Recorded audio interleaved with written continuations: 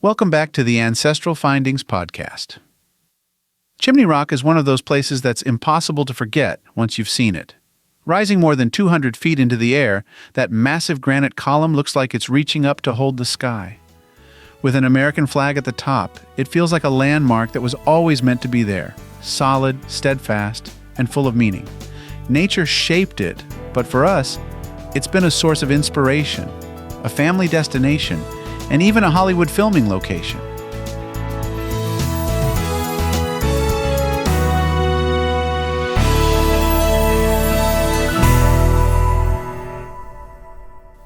The postcard I've got here captures Chimney Rock sometime around the middle of the last century.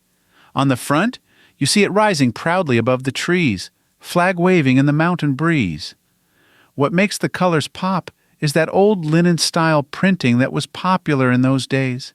Instead of a flat photograph, you get something almost painterly, with glowing colors that make the scene come alive. Flip it over, and the back is just as interesting.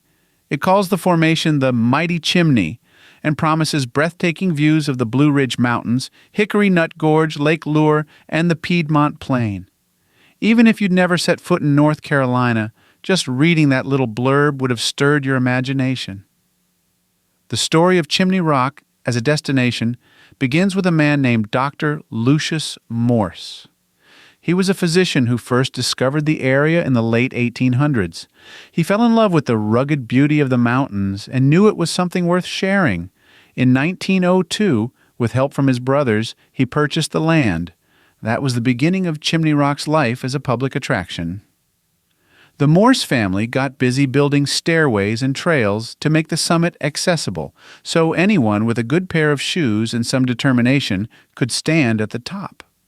Later, they went even further, installing an elevator that made the climb manageable for families of all ages.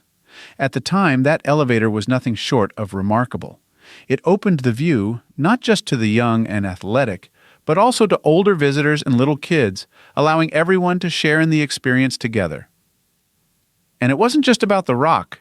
In the 1920s, the Morses created another treasure, Lake Lure. They dammed the broad river and gave the region a sparkling lake that soon became a hub for swimming, boating, fishing, and simple relaxation along its shores.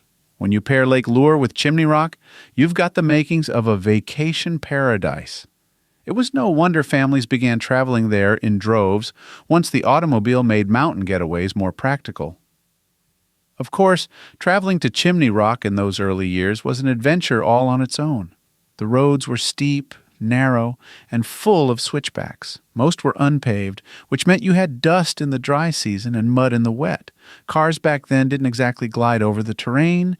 They chugged their way up those inclines, often overheating on the steeper stretches. Families would stop along the way at roadside stands where locals sold jars of honey, baskets of apples, or homemade jams.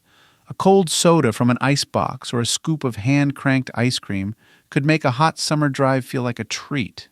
And there were those little motor courts and roadside cabins, simple but cozy, where you could rest for the night before tackling the final climb. For many travelers, the trip was as memorable as the destination. Reaching Chimney Rock felt like an achievement, the reward waiting at the end of a long, winding path. That reward was the view. From the top, you could see for miles, the ridges of the Blue Ridge Mountains fading into the distance, the ribbon of Hickory Nut Gorge cutting its way through the rock, and Lake Lure gleaming in the sunlight. On a clear day, you could even catch sight of the flatlands of the Piedmont stretching away to the east. For families used to small towns and farm fields, this view was something unforgettable. It made you feel both small and mighty at the same time, like you were standing in a place where the whole world opened up in front of you. I can tell you from personal experience, it's something you never forget. I went there with my parents when I was young, and I remember the climb, the breeze, and that dizzying feeling of looking out across the mountains. Later, I brought my own kids, and seeing their excitement brought those old memories rushing back. It's a place that ties generations together. The rock itself hasn't changed, but each family that visits leaves with their own stories, their own little memories layered on top of everyone else's. And Chimney Rock isn't just part of family vacations. It's also been part of Hollywood. In 1992, it was featured in The Last of the Mohicans. Some of the most dramatic fight scenes in the movie were filmed on the cliffs and trails around the rock. If you've seen the film, you know how breathtaking those scenes are. And when you visit in person, you realize the movie didn't exaggerate a thing. The landscape itself provided the drama. Even now, visitors walk along those same trails, half expecting to see the characters appear around a bend. In 2007, Chimney Rock became part of North Carolina's state park system. That move ensured the site would be preserved and protected, not just for today's visitors, but for generations to come. And it worked. Chimney Rock still welcomes travelers from all over the world. They come for the hikes, for the views, and for the chance to stand on a piece of granite that has become so much more than just a rock. That brings us back to postcards. In the 1940s and 50s, postcards weren't just keepsakes. They were a way of sharing your journey with the people you left behind. Families collected them in albums, children traded them with friends, and travelers sent them home as proof of where they'd been.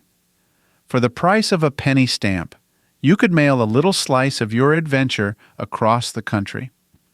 For some folks who couldn't travel, postcards were their window into other worlds, and for those who did make the trip, the cards carried personal notes, sometimes just a quick "wish you were here," but often a few details that told the story of the day. That's what makes a postcard like this one such a treasure. Even if it's blank, it still tells us something about the era when it was printed, the pride people felt in these natural wonders, the way attractions were promoted, and what kinds of places travelers wanted to remember. And when you do find one with writing on the back, you're holding more than a picture. You're holding a memory in someone's own words. Maybe it was your grandparents sending a note home after climbing the stairs to the top. Maybe it was tucked into an album after a long road trip through the Carolinas. Each one carries its own story. Chimney Rock is more than stone. It's a part of people's lives, woven into road trips, movie history, and family traditions.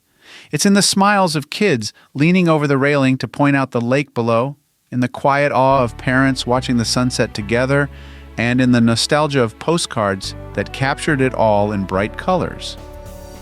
And if you've got a postcard of your own, whether it shows a skyline, a main street, or something long gone, I'd love to see it.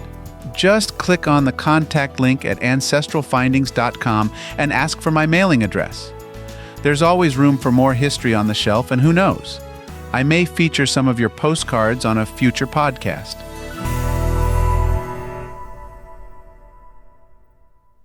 If you've got a hard-to-find ancestor you're stuck on, I'd love to hear about it. Just head over to ancestralfindings.com and click on Contact to send me a message. While you're there, take advantage of our free weekly genealogy lookups, explore thousands of articles, and enjoy hundreds of podcast episodes. We've been helping family history researchers since 1995.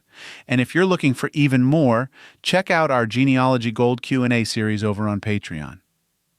Thanks for listening. And as always, happy searching.